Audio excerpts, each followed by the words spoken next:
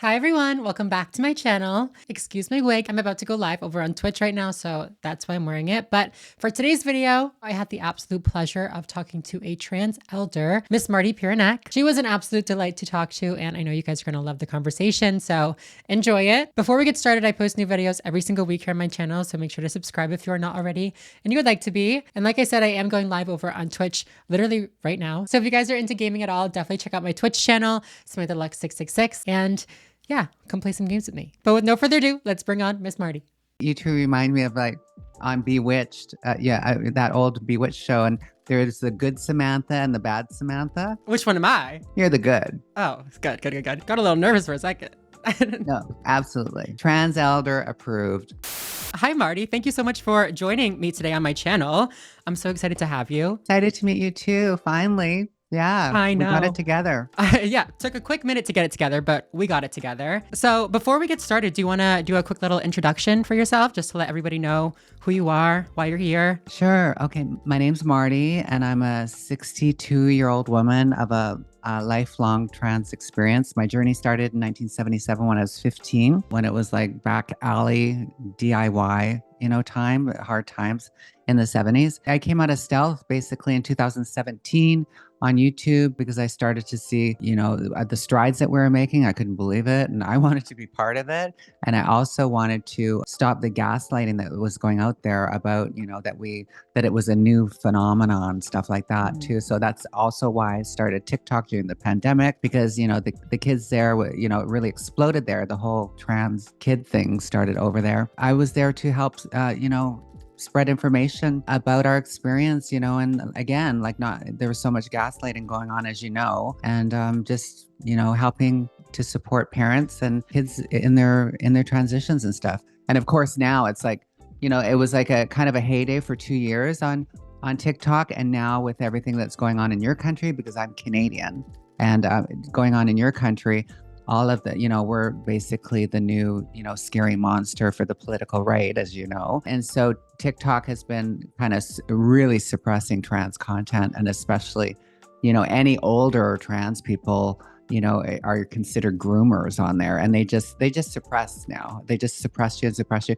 And it's really sad because our messages need to get out there. We need to show people that we can live long lives and, and thrive, and not just to have like the, the one note kind of story, that we had to be in people's cars, sucking lollipops to pay our rent, when we weren't even out of our teens, you know what I mean? And it's like, we have so many, we can do so much today. And I'll just end with this. It's like, and I'm a cautionary tale too, because I feel like I'm a witness, kind of like, the Holocaust, when it comes to, when you see, older Jewish people leaving testimony. I feel like I'm leaving testimony for all of my friends that did not make it. Like 99.9% of my friends died because of violence, and didn't even make it out of the 80s. And I was lucky because I looked like this, I could pass. So the whole binary thing was, it was the only way that you could like survive.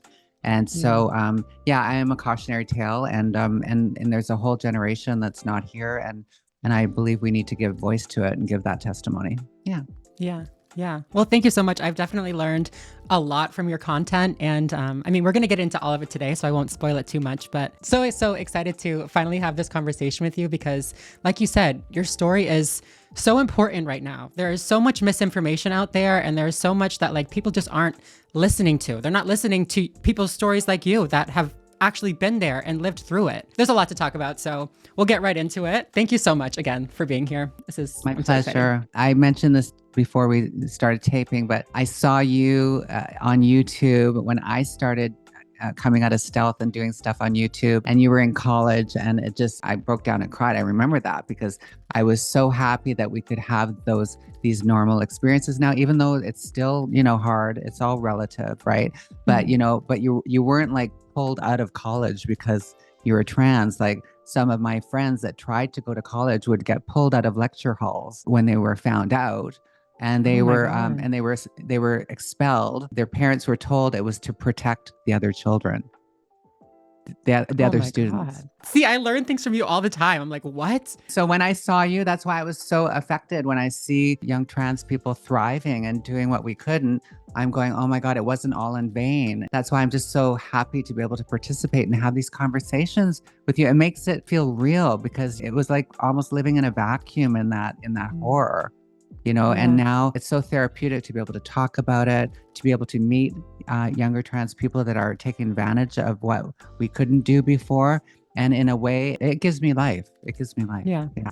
Yeah. Well, I mean, not to be cheesy, but I mean, it's people like you that really set the groundwork and made it all possible for people like us. Like you guys really were like front of the line. You guys made this happen. So, Yeah. yeah, just by existing. Yeah. All right, first question I have for you. So, similarly to my channel, Samantha Lux, your channel focuses on your experience as what you refer to as a trans elder. You recently had your 62nd birthday. Happy birthday.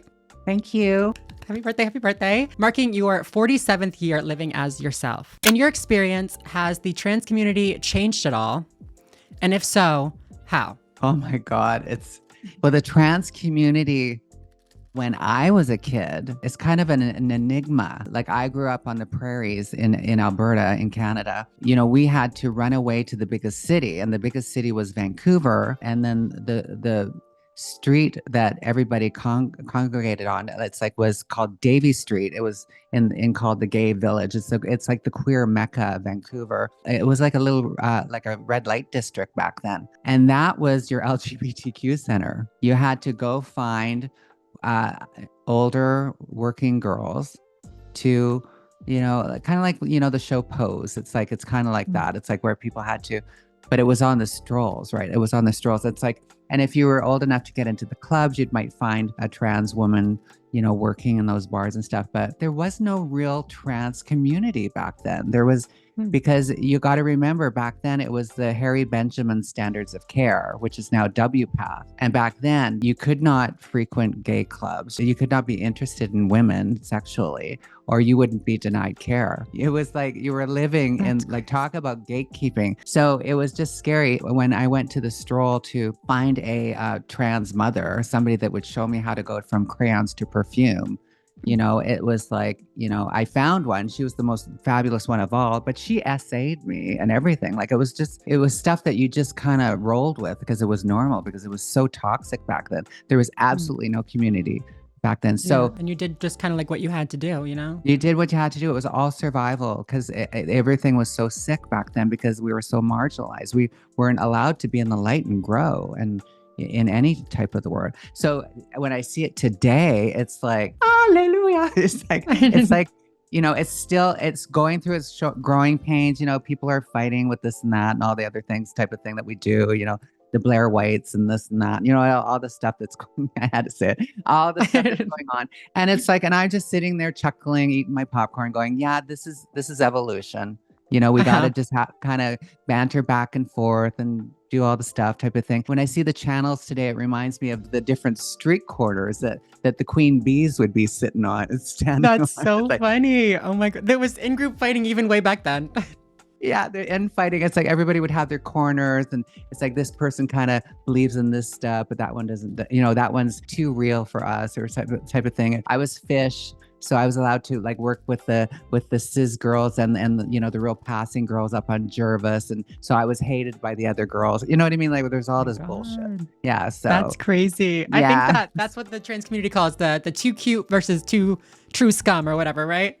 You're like, I don't know, whatever names are going by nowadays. So like we're going through the growing pains, but in a different type of setting now, and a healthier setting. There's still the hard stuff. People still have to work the streets, do all that stuff to survive. But you can be a professor and teach in universities. You can be, you can win an Emmy like MJ did. You know what I mean? Like there's just so much. Like I don't ever think that there really was. The community for me was nice people, and they were cisgender people. A lot of them were queer. A lot of them were queer in the sense that they were into punk rock. Because I grew up in the punk rock era, and so a lot of punk rock people and rock and roll stuff were very ambiguous. And I grew up in the Ziggy Stardust times where androgyny and all that stuff was in the mainstream and very, very straight in the sense, type of thing. It's kind of like divided and into these camps now type of thing. You know what I Mm, mean? Like, whereas before everything was more mixed, you know what I mean? I don't know. It's, yeah. yeah, when people say, the trans community, I always think that's a kind of enigma. Where is this trans community? Yeah. Like what community are you talking about? It's just people that are trans, right?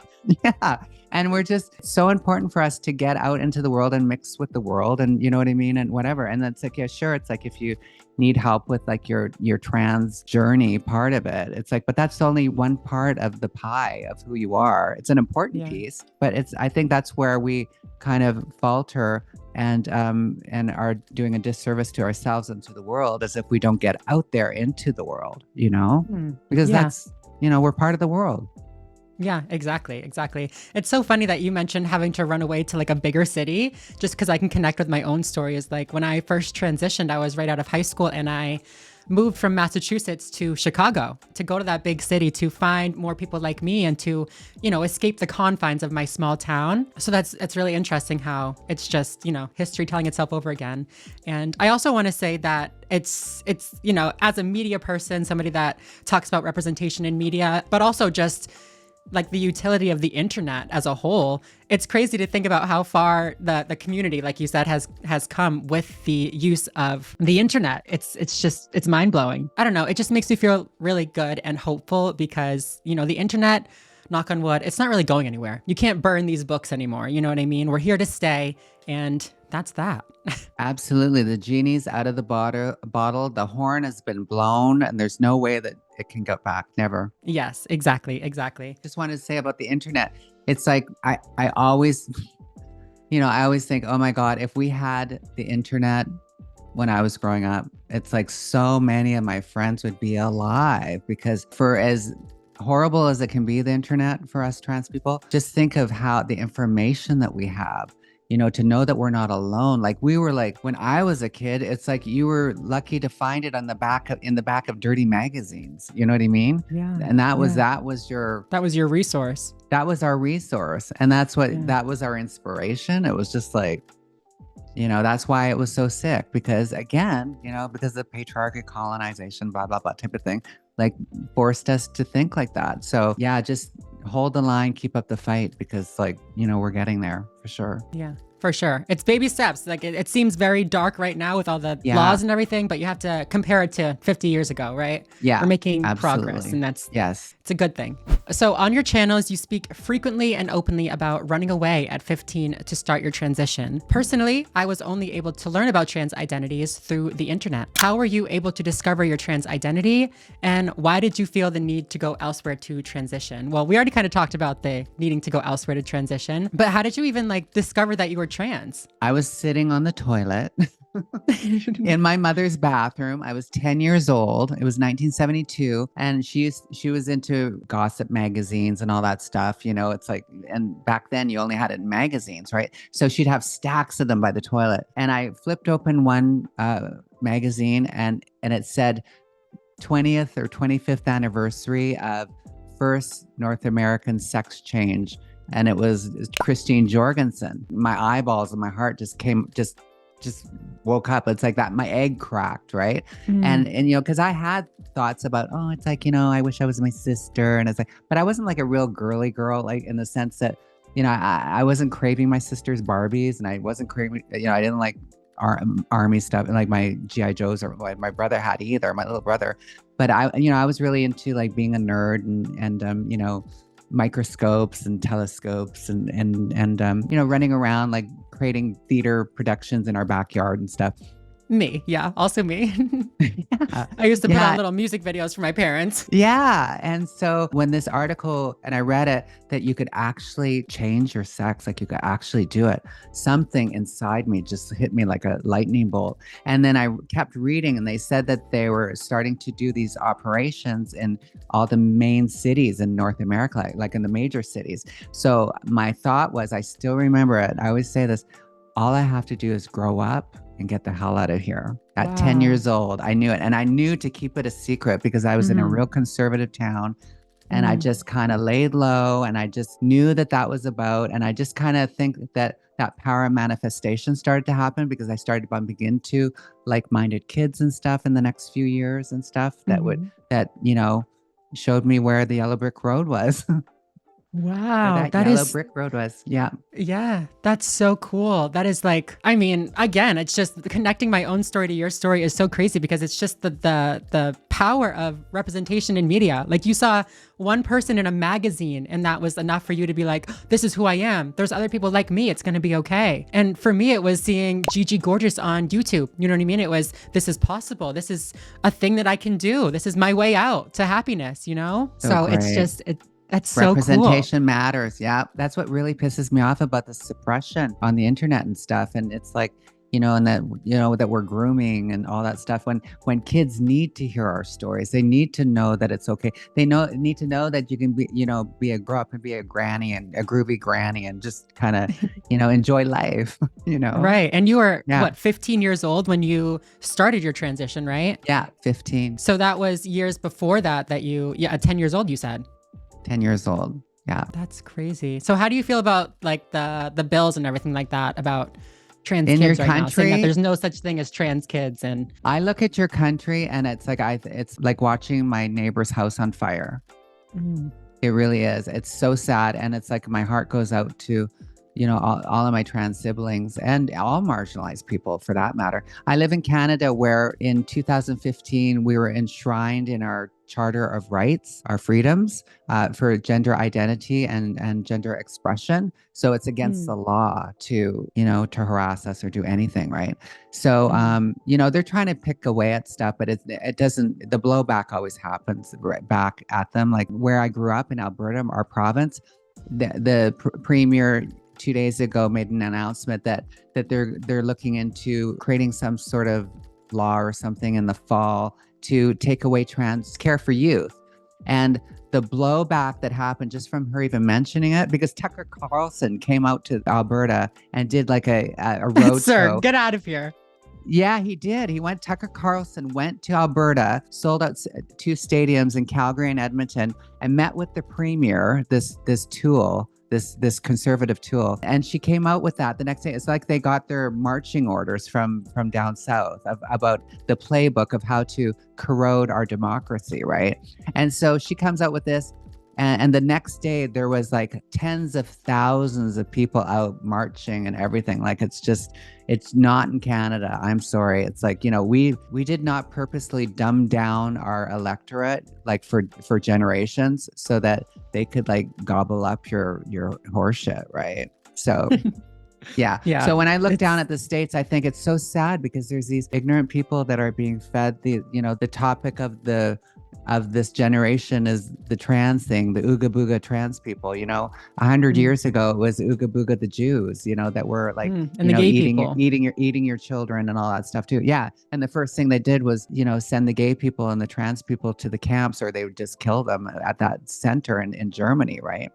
And burn all those books. It's like to purify and just get right back to, yeah. So when I just see history repeating itself, when I see down in the States, but it's like if we rest on our laurels, that's what happens. If we don't get involved in our civic politics, if we don't take the time to do the boring stuff, I know it's not glamorous, not watch or have to tape, one of the, Keeping Up with the Kardashians, and you might have to, you're going to have to skip it this week. You might have to go to a meeting, and see who's running for the school board and see if like some fox is going to get into the, hen house and start destroying things. That's where it starts. It starts at the ground level in your area. And, we have to do that. It's true. And those people are so effective with what they do. They know how to make people scared. They know how to unite their bases.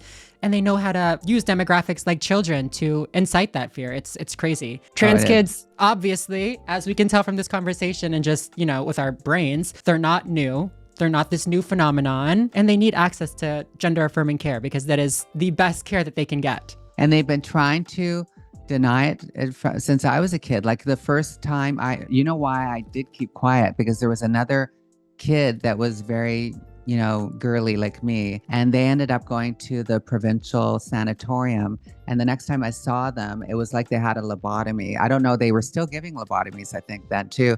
but they were also giving shock treatment. And this person was just not the same anymore. Like they were just like a robot. And then I thought, okay, I have to just keep it quiet and get out of here. I can't Yeah, tell for your anybody safety, about yeah. it. So yeah, because they've been trying to deny it forever. And now, which is such a slap in the face, they say, oh, we're trying to, protect our kids. You know what I mean? And even that premier in Alberta, she was saying, we're trying to protect the trans youth, because those development years are, you're really mixed up and you don't know what's going on. And you want to just, we have to say the same old thing. It's like, we're talking at the very most hormone blockers. And, Right. And hormone blockers have been used on cis kids for like decades, to stop Right. little Mary from, getting pregnant at 11. You know what I mean? Like, it's like, It's crazy. They think it comes down to them really just believing that trans kids don't know who they are and that we're just confused or delusional. And yet you knew at 10 years old that you were trans. You knew at 10 years old what you had to do to be happy. And here you are at 62, still on the same boat. Like, that's what I needed to do. That's what I did. And here we are. I know. It's just like, it's just nauseating. Crazy. Yeah. We just have to keep up the fight. We have to keep up because nothing's changed. This has happened like forever. You know what I mean? Like when you look at what happened with civil rights in the 60s, and then look where we are now and still look at the bullshit that happens. Like that's what'll happen 50 years from now in your country. It's like we'll be right in the fabric of everything type of thing, but there'll still be that eating at the edges all the time. We have to stand on guard all the time with it. Yes. Next question. Yes. You've spoken about how passing felt like the only way to survive a trans experience. You've even credited your survival to being lucky enough to pass. Today, there's a lot of trans people who don't feel the pressure to be passable. They feel it's not important. What is your connection today with passability, and how has it changed since you were young? Oh, wow. Well, today it's like, that is the goal. As women, we've been fighting this forever. It's like we shouldn't have to be a certain way to be a woman. You know what I mean? And being a trans woman, it's the same thing, or a non-binary person, whatever. It's like, however you want to express, gender expression or, gender identity is yours. Yes. I love that. I love that. It comes down to sexism. At the end of the day, in my opinion, transphobia can all be boiled down to sexism. They say, you don't look like a woman. It's like, well, there's other cis women that look like this. So it's like, ooh. Yeah. And it's like, and I had to work through a lot of shame because I was a pick-me when it comes down to it, when I was young and growing up, because that's how we were programmed to be, because you couldn't even get the care. You couldn't get the letters unless you were flawless. You could get the letters if you're what they kids say, a brick, you know what I mean? Or like, or if you transition later in life, but you've already had the cis male privilege, you made all the money, you can support yourself. So you can still, they would let those people, they were called secondary transsexuals. That's what actual psychiatrists used to call them, secondary. And I was a primary because I started at the beginning of my life, right? I've never heard that, yeah. But they wouldn't let anybody transition that wasn't allowed to pass or even was gay into women, because they were helping you, because it was such a hard world out there. And in a way, they were kind of right, but it was fucked up too, right? Yeah. And then as we went along, and it was only until I kind of came out of stealth in 2017, and all these YouTubers were connecting with me that were the transsexuals, that were like, that were, I'm a woman, and it's like, and this is that, and then they were saying like, oh, this transgender umbrella has holes in it. Like, what are these people doing? They're wrecking it for all of us. And I'm like going, yeah, it's like, yeah, I'm doing the peer pressure thing like I always have my whole life, trained to. And then luckily I'm, in recovery, and it's like, and when things don't sit well with me, I sit with them and see what it is. And then I realize, this isn't cool. Like, what is it? So I made a call out on my channel about it. I talked about it. Actually, that's the first time I ever heard of inner transphobia. One of my viewers said, Marty, that's your inner transphobia. And I was going, really? And those first couple of years of my little channel, it's like, was a real learning experience for me and growing. I didn't even know what non-binary was. And it's like, so, people sent me books, and it's like, and I read about it, and then I started connecting with it. Now I have really great friends that are non-binary, and it has been a learning curve. And I believe that the reason why I survived this long through that hate and everything is because I've stayed teachable. I've stayed teachable, allowed myself to okay, when I feel something, if I have an aversion in my gut, when I see something, what is that? Like, what is that in me that needs to be looked at? So yeah, now I'm pleased to say that I have been liberated from that. Yay. Yeah, my best friend is like somebody that transitioned at 65, where I wouldn't even give those people a time of day before, Oh, because wow. I had such resentment that I had to do what I had to do, and all my friends are dead because we did that so young. And then these people come in with their cisgender privilege, and you know the story, Yeah. you know the script that people say, but that's bullshit, because I got to know these people, and I got to know, like, oh my God, suffering is relative. And it's like, sit and listen to somebody suffering, like a trans person that had to suppress it that long. They're lucky that they're alive. Yes, you said it perfectly. You said it perfectly. And it's wild. I still hear the same conversations happening today. And it's like I say on my channel all the time, that's very much baby trans thinking. That's what I refer to it as. It's like still working through that internalized transphobia to just eventually just be okay with yourself. Because I think that honestly, if you're like that, you can't ever know true peace. And it sounds crazy to say, but it's true. No, exactly. Bingo. And to give them that, give them that rope to kind of, hopefully they won't hang themselves with it, but, and pull yourself up. Yeah. Yeah. I find that some of those creators and stuff, especially if they're following me and I've been following them, I'll probably unfollow them because I don't want to see that content type of thing. And if they, start beaking off, to me about stuff, then, I have to like protect my peace type of thing. But it's really, you said it. You said it. You summed it up there. Yeah. Yeah. They got to learn. They'll learn eventually. Yeah. You can only, hopefully. What's the expression? We can bring a horse to water, but you can't make it drink. But you can't make it drink. Get drinking, horses. Get drinking. So speaking of finding community with other trans people, you bring up your friend Tiggy a lot in your content. Can you talk to us about Tiggy? Aw, yeah. Tiggy was my, bestie BFF, as everybody said. I met her. She was a trans kid when I was a trans kid. She was like almost 2 years younger than me. So she was just pushing 14 when I met her. And she was a runaway. And she went to Vancouver. She was a Métis, which in Canada, that means that you're half Native, half French. Or English, and just absolutely gorgeous. And her and I, learned how to, work the strolls together and do all that stuff together. We were like sisters. And she went to Vancouver the year before I did, and she came back and she looked like Pat Benatar. She was just like gorgeous. She was like, because she had like found the moans and found the magic eyeline, how to do everything. And can I just cut in? When you say Sure. Went to Vancouver, does that mean like she went to find like a trans mother and start her transition? Yeah, she went to Vancouver because we were in Calgary. And then she came back the next year. I was still living with my dad. And then she came out, and I was on the next bus, because that's what we did in the winter. Because that's what everybody did. They went, when in the cold months, everybody went to Vancouver, which is milder climate, right? So you could work and stuff. And yeah, and then her and I started to do performance art in clubs and stuff. And we got quite famous in Vancouver in the club scene, in the alternative scene, in the punk scene and stuff. It was so much fun. We were creatives together. And it was sad though, because when we were really young, like Tiggy I was really jealous of her because she was just so gorgeous, and just, cheekbones that could cut glass and all that stuff, and just, Playboy bunny rib cage and all that stuff, just perfect Skeletor type of thing, right?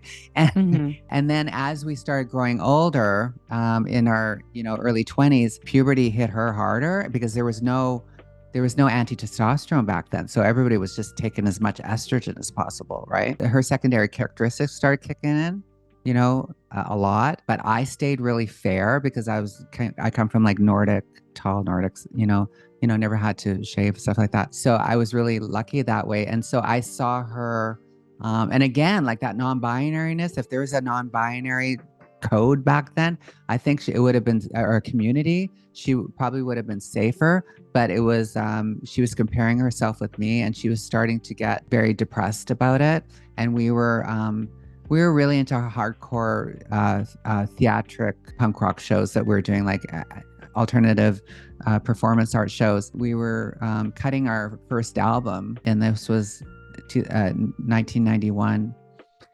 1990. I was having lots of problems with drugs and alcohol, and she drove me to detox because I was wasting too much studio time. When I went into detox, I realized that there was another way to live. I had no idea in recovery. I just grabbed onto recovery, and I just shunned everybody out of my life so I could focus on my life. And unfortunately, that same year when Tiggy and I disconnected, she killed herself. I'm so sorry. Yeah. Yeah, she killed herself, and very violently. It was horrible. She had a really hard life, like so many trans people of color do. I graduated to sugar daddies, like, by the time I was like 19, and I never had to work the strolls again, and then I got into escort services and all that stuff.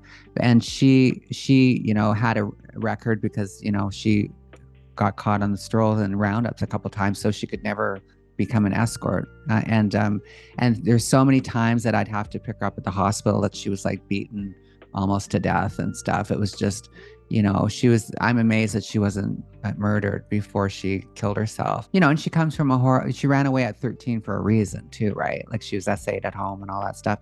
And like a lot of us, it's like we run away because if we were going to pick the abuse, if we were going to be abused, So yeah, so my friend Tiggy, she was remarkable. You guys would have loved her. She was so gorgeous. So check out my Instagram. It's like I have a whole playlist on TikTok about her. Yes, I've watched all the content on Tiggy. Yeah, she would have just ate up this social media. She would have served. She would have eaten all you up. Yes. Yeah, she was wonderful. Her story is special to me because she was my friend. But there's so many beautiful, Métis and Native women and trans women that were just, were not even, looked for when they were like murdered and stuff. So many like missing Indigenous SW people, It is. It definitely is. One of your videos got to me especially, and I bawled. It was the one that you were saying, you're talking about,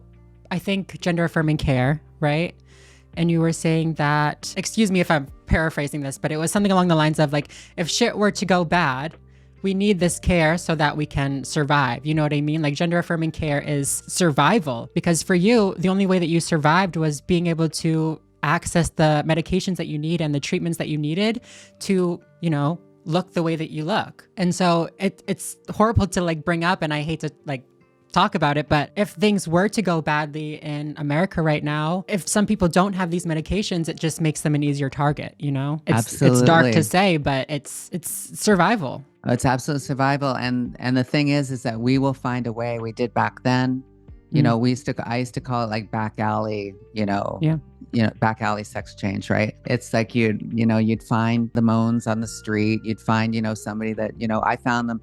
In my trans mother, she had a big bag of them in her freezer. I found them, and I was taking them before I started sprouting before she said, "What's going on here? What's going on here?" Yeah, type of thing. But we will find a way. We always find a way, right? Even if we have to DIY. But yeah, it's just unfortunate that the more that they marginalize or they take away those rights, it's like, of course, it's gonna make us go into those darker places to find care, which could, lead to more, that's why people were pumping themselves and stuff. Luckily, right. I didn't do any of that because I was really young, and I was over at one of my auntie's house, and she woke up freaking out because some of her silicone had migrated, and she was screaming for me to heat up this bag, like, so she could like mold it back and stuff. And I was just like, and I was on acid. I was always on acid back then as a kid. Always on acid back then as a kid. So it would just burn into my brain as I'm going,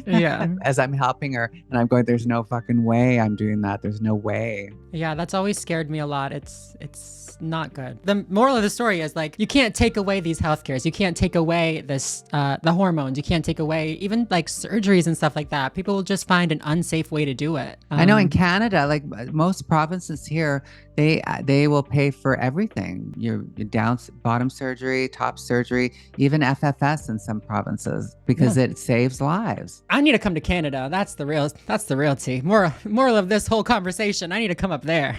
So trans romance is a very hot topic, both within the community and, among outsiders of the community, onlookers of the community. You're currently happily married. hopefully happily married. Yes. Yeah. And you're like, yes. Yeah. And speak openly about your relationship. What was the hardest part about dating and romance as a trans woman? God, you mean like in the whole span of my life? Yeah. I mean, however you want Yeah. to take that question. I mean, it could Sure. be like both like internally or, actually like with your partners that you were dating. Right. However you want to take it. Yeah, I think at the beginning, the only relationships I had was a transaction because it was the survival industry. I had the occasional flings now and then, like people that were, at the clubs or something like that. Nothing really came of it very seriously because I seriously had to make my money. And I had relationships with those clients. Like some of those clients were like weekend boyfriends that would fly into town and stuff. Like I was really lucky that I was able to do that type of thing. I got out of the strolls like in the streets like quite quick, and that was so toxic. And there was most relationships in those scenes back then were just really toxic, and they were usually like using them or something, or that, trying to be their pimp and stuff like that. Or, it's really sad. It was really sad. Luckily I ended up going into recovery in 1990, when I was 28, and I retooled my brain. I like had to rewire this motherboard, and the way I thought and stuff. Cause, water comes to its own level, right? So when I felt deserving enough, it's like I started attracting that.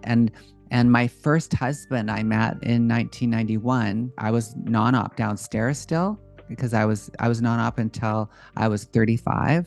Fun fact. I just want to insert our little fun fact. So you had your bottom surgery with Dr. Meltzer, Dr. Yes. Toby Meltzer, right? In 1997. Yes. I was actually born in 1997 and I had my surgery with Dr. Toby Meltzer, 20 years later? Isn't that crazy? Isn't that crazy? God, I love that. So yeah, that's a little fun fact. I love that when I figured that out. We're sushi sisters, and you were born when I had my neo sushi done, and then you had it 20 years later. Wow, that's with neat. the same doctor. Yeah. With the same doctor. Yeah. Good old Toby. Oh, love Toby. Was it in Portland or Arizona? Arizona. Yes. It was in Arizona then. Yeah. Mine was in Portland back then. Yeah. I was the first one that our provincial government paid for on the books. Really? Yeah. And they sent me down, and I was kind of like a little spy as I was doing it. So he really rolled out the red carpet for me. It was great. Oh my God, that's so cool. This is so weird. We're like divinely connected or something. I'm pretty sure that my insurance company was the first, or like I was the first patient that my insurance company paid for as well. Because we were like out of pocket, or not out of pocket, we were out of network. So we had to like do some maneuvering to get it to work. But isn't that so weird? That is so wild. We're so connected. Oh yes. My first husband. Yeah. So my first husband and I met in recovery. I was 35, and he was basically a chaser, but he was always had long-term, relationships with cisgender women. But I found out later that he actually, was a client of some of my friends that used to like work in Vancouver. And I was like surprised that he hadn't seen me. Right. And so I was very like, he can have his cake and eat it too finally, and take me home to mom type of thing. So we had, I had my first real relationship, which is, anybody knows your first real relationship is so hard because you're working out all your pathologies and all that crazy stuff. And then finally I realized that I wanted to have my surgery. And he said, I'll never forget it. We went out for lunch, and I told him that the clinic called me and stuff, and that it was, going to be paid for and stuff. And he looked at me and said, Marty, don't I have a say in this? No, sir. No, you do not. I know. It was like I was saying that I was pregnant or something. You know what I mean? It was so weird. And that's how entitled men fucking feel and stuff. It was so great. I was so glad he said it, because it was so easy to let go of him then. Yes. And then once I had the surgery downstairs, oh my God, it was like I was gaslighting myself for so long, about that I was okay with having it. Because I think you have to, or you would go crazy. Probably, yeah. In this world, like especially if you have that dysphoria, yeah. Because I can see the ones are YouTube personalities and stuff that I won't say who they are. It's like, but I can see that the way they talk, and I can tell that they've gaslit themselves into a life and everything, and I can tell how miserable they are because how they are acting out. T for sure. When I woke up, Dr. Meltzer's sitting sitting in his scrubs there, cute little scrubs, 1997. Oh God, he was so cute. And he was like, he's adorable. oh, and it woke up and it's like, I was just coming to, and he's like going, yep. He says, it was meant to happen. I could hardly find your prostate. It was like smaller than a pea. And I was like, oh my God, I'm such a woman. And then I thought he probably says that to every fucking woman, every trans girl. But this relief that came off of me, it was just unbelievable. That relief sense transcended all parts of my life. And then so when I started dating, you know, as a woman with a vagina, you know, all of a sudden I was just in for the garden variety neurosis of men that exist in the world, like with all of my other cisgender girlfriends. And it was way easier. It was way easier to deal with them than with the chaser stuff, because I have no idea if it's going to evolve. Is it going to evolve?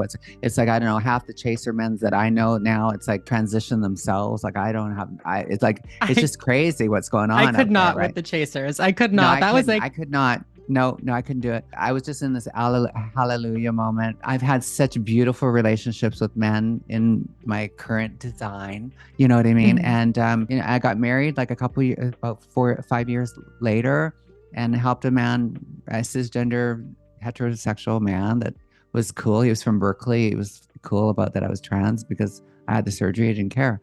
And then and I helped raise his son, and then we realized that we didn't work out. And then, you know, 5 years later, I meet Graham, and we're both Buddhists, and, you know, we both have the same, you know, it's just normal stuff. You want to find a partner that, you know, is in the same trip as you, that does the same stuff as you. They've done the work with their toxic masculinity, or that it doesn't even exist in them type of thing. And those people exist out there, girls. They come fully loaded. Say it louder. Yes. You don't have to teach or do tourists anymore. I tell you, they are out there.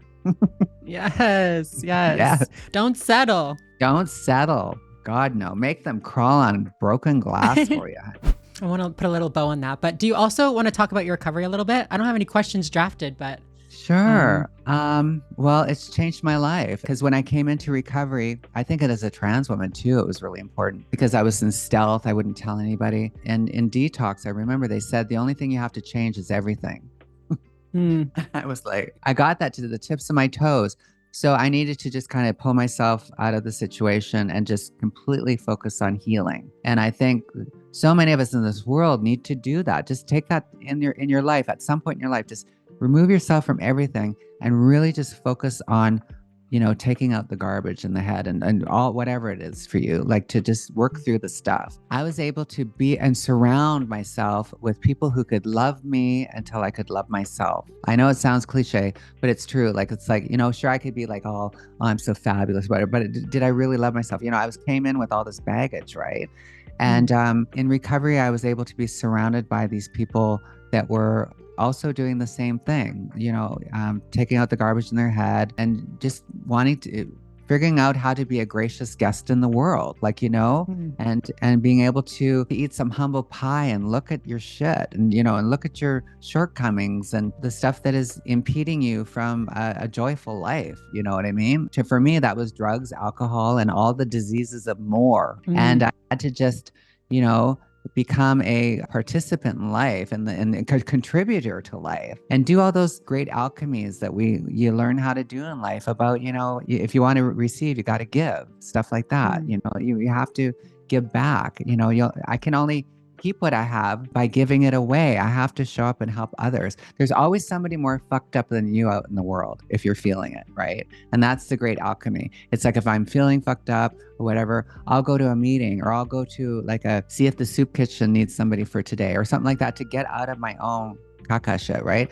So, and as a trans person, it's so important, I think, because we get so wrapped up in our transness and that it becomes this pathology, you know, that we become, our inner transphobia, you know, just takes roots in us, right? And we have to realize that we're just another human being like everyone else. And to do that and to believe that is to participate in life. So, and that's what recovery has taught me. And especially in the beginning, when I was so afraid to even tell them I was trans.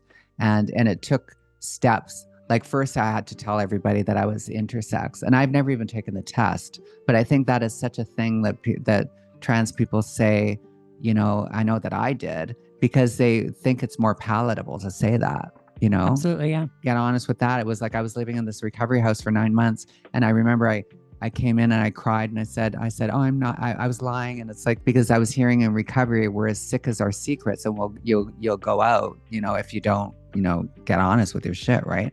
So I came into the women, luckily they were lesbians that were running this house. And I said, I'm lying. I said, I'm not intersex. It's like, I'm just a transsexual. I'm just a sex change. And they said, oh, that's great. We love you. So when did you get your surgery? And I went, oh, a long time ago. And I still hadn't had it.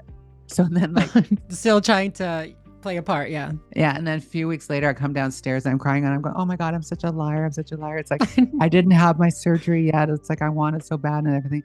And one of them grabbed me and I was sobbing because I finally was able to be completely real with somebody for the first time ever. And she was hugging me and she whispered in my ear and she goes, Marty, we wouldn't care if you were an alien with 8 assholes. And I just started sobbing even more. It was like the most beautiful thing somebody had ever said to me in my life. The alien with 8 assholes is just so beautiful. I know. It sounds so It's stupid, true though. But it's so true. I know, because that complete acceptance of me, Yes. I knew that these were my people, my North Star, to always surround myself for the last 33 years, surround myself with people like that would love me if I was an alien with 8 households. And I think, and I'll end with this. I actually did a video of this yesterday, just a thought for the day thing. But it's like, I think as trans people, we have a lot of superpowers. Like, we're seers and sages, like we from all the ages. But seriously, like I really believe that one of our superpowers is that when we decide to disclose the tea to somebody, we know immediately exactly who they are and what they have, how they have evolved in this life so far. Yes, it's like a window into them. Bingo. That's why I'm saying when it comes to dating and stuff like that too, it's like, it's a blessing to be a trans woman, because if for me, unfortunately, I'm into men, but it's like, Same. I say that all the time. I'm like, oh, so sad. And I say, it's like, but it's like we have an ace up our sleeve, because once we say that, we know exactly what they're made out of right away. Mm-hmm. And we don't have to fuck around with it. Whereas a lot of my cisgender friends, it could take years to find out that they're an asshole. Yeah, they have to weed through all of that, where like we have this one little card, if you will, gets us right to the end of the line. Front of the line, yeah. Yes.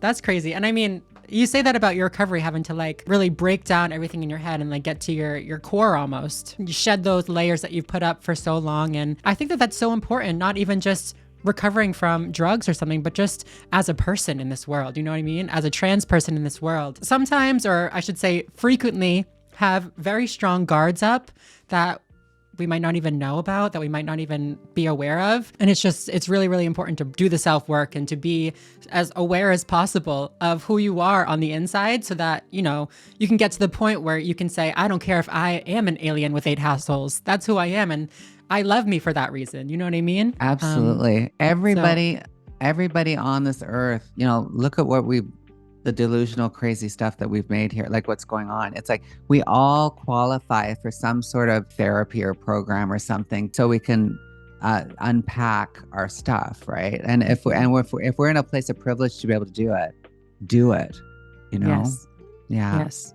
Last question. So this one's a little bit more light-hearted, a little bit not as deep as some of the other ones, but you've given me a lot of peace of mind through your content, not only through, no, for real though, like off script, genuinely, I really do appreciate your content a lot, and just you as a person. But back to the question. You've given me a lot of peace of mind through your content, not only through your stories that I can relate to, but honestly, just the fact that you're happy and healthy is so reassuring. Being trans can be really scary, not only due to the discrimination that we face, but also a lot of us take really grand risks to medically transition. I think for everybody, but for trans people who are medically transitioning especially, it is super important to actively maintain their health to the best of their ability, whether that be physically or mentally. What is your biggest health tip or tips for trans women who have transitioned? Drop the skincare line. Yeah, we need the tips, all of them. I always say that online when people say that. I go, it's like, moisturize, hydrate, SPF, never sleep with your makeup on. Mhm. Don't be an asshole because, hate does not age well, or if at all. Put that on a t-shirt. Yeah. And save up for a facelift by the time you're 58. Your facelift is unclockable. You look great. Thank you. Yeah, he's a good one. Dr. B at 8 West Clinic in Vancouver. Shout out. But I'm a firm believer in eat half as much, move twice as much type of thing. Do I always do that? No, but it's like, but that's, my GPS is pointed towards that. I find it so important to move your body every day. I believe for me, stumbling into yoga when I was in my early 30s, not just into yoga because I don't think yoga is not just the circus yoga doing the physical stuff. It's also doing the inner yoga, which is thousands and thousands of years old. Like it's the yoga of the mind, how you hold your mind, the way that I hold my mind, and so I can go out, leave the door and navigate into that world as a trans person. It's can be difficult, but if I do those practices, can't leave out those practices for the mind and the heart and all that stuff, right? And you got to put that time in that gym just as much as the physical gym. That will make the world respond to you in kind too, because you have that grace to get out into the world and do that. So I think it's so important to work on, I would like to say spirit, because your mind, Yes. I try to stay away from my mind, my monkey mind. I try to go into my heart mind. Those are two different places, right? So it's about taking that time to sit and, observe the mind, like where you're at right now, what's going on, like, and what am I grasping at? What am I pushing away? Like, and just don't do that. Let things move, let things move so that you're not attached to it, or so that you can come from a heart space in your next move with it. Because usually going from what our mind is thinking, it's just old imprints. Yes. It's The all anxiety, imprinted all stuff, those different, all that yes. stuff. So it's so important to take that time out of the day to take that breath and create that spaciousness from it, so that you can make those new imprints, because we're always growing, and so that we're able to make those healthier imprints in our mind stream, right? And I think it's just really important to kind of look at that. And if that's meditation for you, if that's like reading a book, if that's, there's so many different ways to find out how to do something like that, to be able to, be kind to your mind, and get to that heart space. Yeah. I like how you put that, using your heart space or your spirit to kind of harness your mind, right? Because your mind is a tool. It's an organ. It's like a machine that just will keep going if you allow it to. And does it ever sometimes? Yeah. Does it ever? Yeah, it does. Yeah. That's good. Oh, I love that you asked that. That was beautiful. Oh, good. And yeah, beautiful answer as well. Is there anything else that you would want to tell the audience? I don't know. Just share my shit. Go to my link. I'll give you my link tree, and then you can put it down in the description, and people can just find out all the places that I'm at, and support my content, so that people get that representation of trans elders. There's another beautiful trans elder on TikTok. Her name is Sweet and Saucy Sophia. She has amazing content too. I love watching her. And Alexandra Billings, of course. Those are the other two main ones that I know of, because we're rare. So yeah, you are, and your stories are very, very important. So thank you for sharing it with us today. I mean, this has been amazing. Oh, it's been amazing. Too. It's so nice to meet you. Just wish I could give you a squeeze. I know. I'll have to come up to Canada and we can hang out for a little while. All right. Well, thank you so much. I will put all of Marty's information in the description. Definitely make sure to go check her out, support her, share her stuff, all that kind of stuff. And yeah, other than that, I think we're going to go. So thank you again so much, Marty. This has been great. Thank you, darling. And love you, everybody that's watching. Take care. Hold the line. We're doing great. I love you. We're doing great. Yes. Love you all. Bye, everyone.